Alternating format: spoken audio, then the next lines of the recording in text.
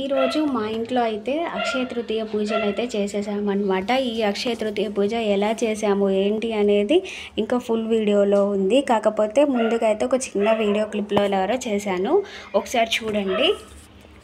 ఈ అక్షయ తృతీయ రోజు అమ్మవారి చిత్రపటాన్ని అయితే తీసుకున్నాను. ఈ అమ్మవారి చిత్రపటానికి మామూలుగా పూసల దండలు దొరుకుతాయి కదా ఫ్యాన్సీ స్టోర్స్‌లో, ఆ పూసల దండలు అయితే తీసుకున్నాను. మా ఇంట్లో ఎలాంటి కొత్తవి వాడని హారాలు అయితే లేవు. ఈ ఒక్కసారికి ఇలా చేద్దామని ఇలా తీసుకున్నానన్నమాట. ఈ ముత్యాల హారాన్నే నేను అమ్మవారికి ఒక హారంలాగా చిత్రీకరించి ఇక్కడ వేసాను. దాని తర్వాతకి మధ్యలో కొన్ని మల్లెపూలతో అయితే పూజించాను. ఆ పైన ఇంకొక విడిది ఉంటే దాన్ని కూడా ఒక హారంలాగా చేశాను. పైన ఒక శంకు పువ్వు పెట్టాను కలశానికి. ఆ తర్వాతకి అటుపక్కన ఇటుపక్కన రెండు గులాబీ పూలతోటైతే అటుపక్కన ఇటుపక్కన అలంకరించాను. ఆ తర్వాత తమలపాకు ఒకటి తీసుకొని ఇటుపక్కన అటుపక్కన అయితే పెట్టాను. అది మీ ఇష్టం, డెకరేషన్ కోసం బాగుంటుందని పెట్టాను. దాని తర్వాతకి అయితే చామంతి పువ్వులను తీసుకొని ఒక పువ్వుల మాలలాగా అమ్మవారికి అయితే అలంకరణ చేశాను. ఆ తర్వాత అక్షయ పాత్రని ఎలా నింపాము ఏంటి అనేది ఇంతకుముందు వీడియోలో ఉంది, మీరు చూసేయండి.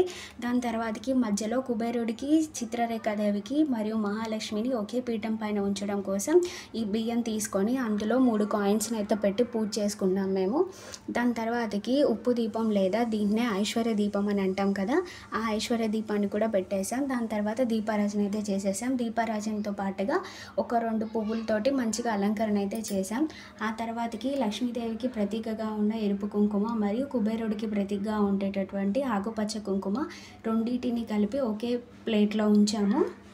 దాంతోపాటుగా పసుపు, కుంకుమ, అక్షింతలు మరియు గంధం ఇవన్నీ కూడా ఇదే పీట పైన వచ్చేలా చూసుకున్నాను.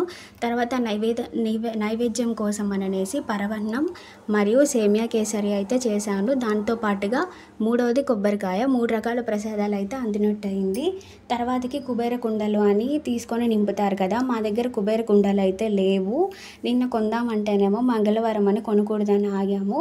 దానివల్ల మేము ఏం చేసామని అంటే ప్రమిదలు తీసుకొని ప్రమిదల్లో మేము ఏవైతే 5 రకాలు నింపాలనుకున్నామో అలా నింపేసాం. ఇవి పూజ తర్వాతకి మనం నిత్యావసరంగా వాడుకునే వాటిలో కలుపుకొని వాడుకోవచ్చు అని చెప్పారు. అలా అయితే ఒక దాంట్లో చిల్లర పైసలు, ఇంకొక దాంట్లో కందిపప్పు, ఇంకొక దాంట్లో బియ్యం, ఇంకొక దాంట్లో గోధుమలు మరియు ఇంకొక దాంట్లో గల్లుప్పు అయితే నింపేసామన్నమాట. ఇవి నేను డెకరేషన్ కోసం ఇంతకుముందు చేసినవి ఉంటే వాటిని ఇక్కడ పెట్టేశాను. ఈ మధ్యలోది వాటర్ గ్లాస్, ఇవి కొబ్బరి నీళ్ళు పట్టిన తర్వాత ఇక్కడ పెట్టేశాము. ఇది హారతి ఇచ్చేది.